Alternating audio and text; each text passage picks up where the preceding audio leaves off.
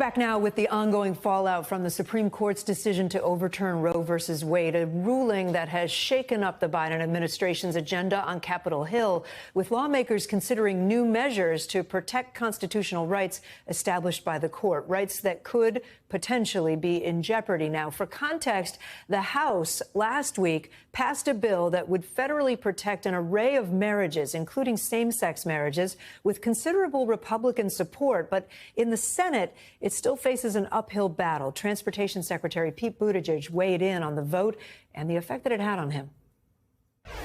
I don't understand how such a majority of House Republicans voted no on our marriage on as recently as Tuesday, hours after I was in a room with a lot of them talking about transportation policy, having what I thought were perfectly normal conversations with many of them on that subject, only for them to go around the corner and say that my marriage doesn't deserve to continue.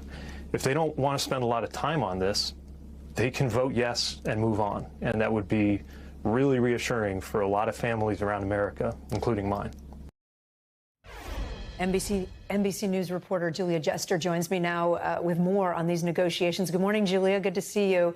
So it's called the Respect for Marriage Act. It passed in the House with 47 Republican votes, a rare moment of some bipartisanship on the Hill. Now Majority Leader Chuck Schumer in the Senate is saying that he wants to bring it to the Senate floor for a vote. Does he have similar support over in the Senate? Officially, no, not yet. But Democrats already have 5 Republican yes votes, which is half of the votes needed to cross that 60-vote filibuster threshold. As it stands now, the bill in the Senate is co-sponsored by Republican Susan Collins of Maine and retiring Republican Rob Portman of Ohio. And ones that are likely to support it are Tom Tillis from North Carolina and Ron Johnson from Wisconsin, who said that they'd support the bill most likely, with Johnson's a bit more reluctant, saying that there's no reason he wouldn't support it, but he did call it unnecessary, which is what several Republicans have said who are leaning no. Additionally, Lisa Murkowski said she's open to reviewing the bill and is waiting on that final text, but her office notes that she supported marriage equality in the past. And so while there are some glimmers of hope for Senator Schumer, he's going to have to really do some work to get the momentum over the finish line for some Republicans who have said they don't view the bill as necessary or that it should just be left up to the states. And the future of the bill likely comes down to Minority Leader, the Republican leader, Mitch McConnell, right? What do we know about his considerations at this point, especially with midterm elections around the corner? Yes, so McConnell, who isn't afraid to not respond to reporters when they ask him about legislation, did not do that when asked about this bill. He notably said he's going to delay announcing anything until he sees what Schumer puts on the floor.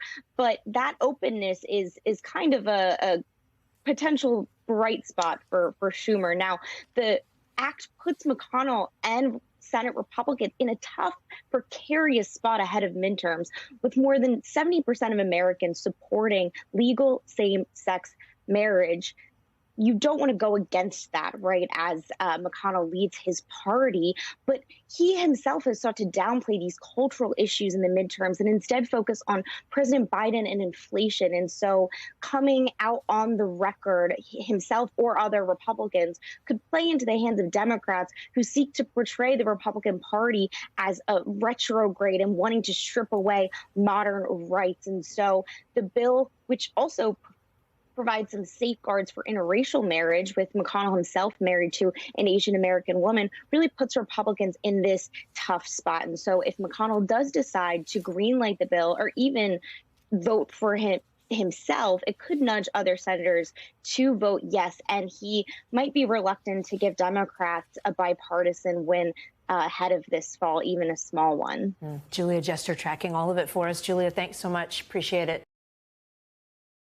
Thanks for watching our YouTube channel. Follow today's top stories and breaking news by downloading the NBC News app.